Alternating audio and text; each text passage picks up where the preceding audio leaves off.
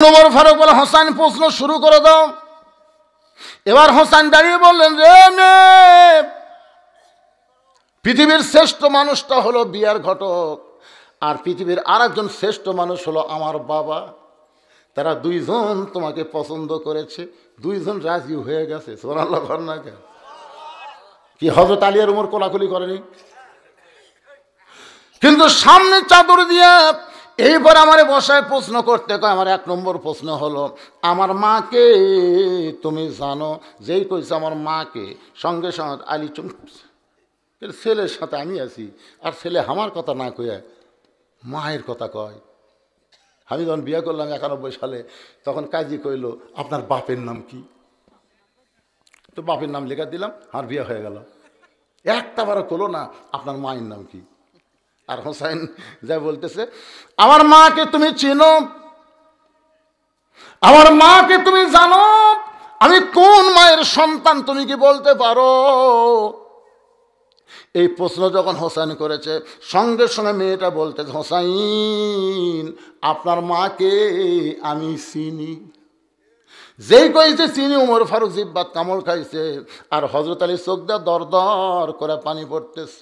আমার মায়েরা যারা পর্দায় আছেন, ইসলামের কর্মী একজন নারী কেমন হয় একটু মনোযোগ দিয়ে শোনেন।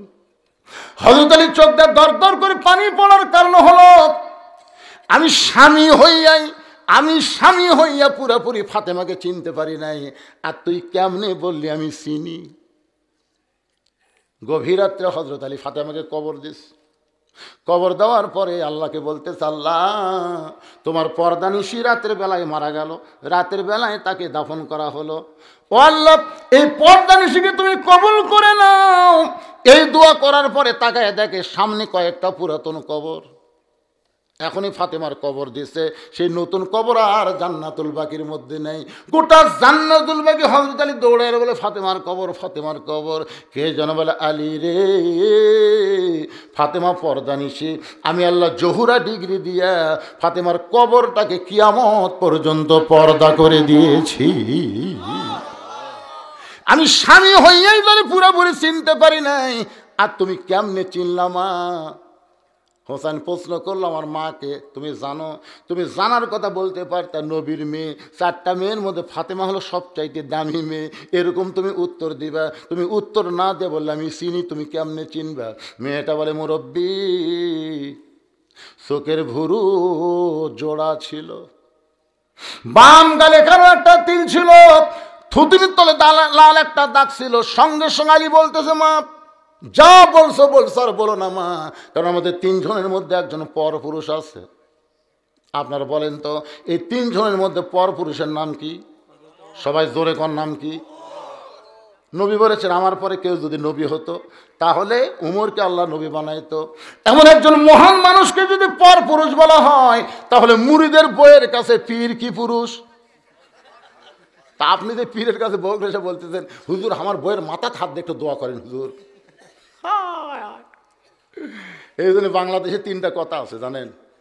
1 নম্বর কথা হলো, ডাক্তারের বইয়ের কোনোদিন সিজার লাগে না। বড় বড় ডাক্তার কোনোদিন বউকে সিজার করায় না, কারণ জানে সিজার করলে বাচ্চারও ক্ষতি, মায়েরও ক্ষতি। 2 নম্বর কথা হলো, মৌলবীর বাড়িতে কোনোদিন মিলাদ হয় না। দেখবেন, মৌলবী পরের বাড়িতে মিলাদ পড়ায়, নিজের বাড়িতে কিন্তু হয় না। আর 3 নম্বর সহি কথা হলো, পীরের বউ কোনোদিন মুরিদ হয় না, কারণ পীরের বউ জানে আমার পীর হলো লুচ্চা, মাঝে মাঝে মুরিদের বইয়ের দিকে তাকায়, এর হাতে মুরিদ হয়ে কি হবে? তাহলে কয়টা করলাম? 1 নম্বর, ডাক্তারের বইয়ের সিজার লাগে না, মৌলবীর বাড়িতে মিলাদ হয় না, আর পীরের বউ মুরিদ হয় না। হায় হায় রে।